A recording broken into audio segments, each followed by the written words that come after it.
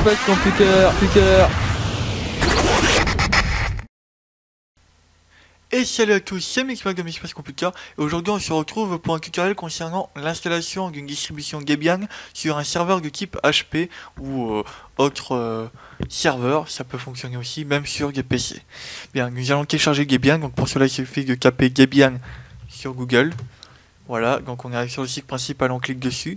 Donc on voit que la dernière mise à jour est la version 7.3. Donc on clique dessus, là on voit toutes les mises à jour qui ont été faites, donc mise à jour des paquets, des vulnérabilités, etc., etc. Donc pour le télécharger, on va aller dans Obtenir Debian en haut. Ensuite on clique sur Image complète. On clique sur HTTP ou FTP, vous pouvez évidemment télécharger aussi avec BitTorrent. Donc on clique ici dessus.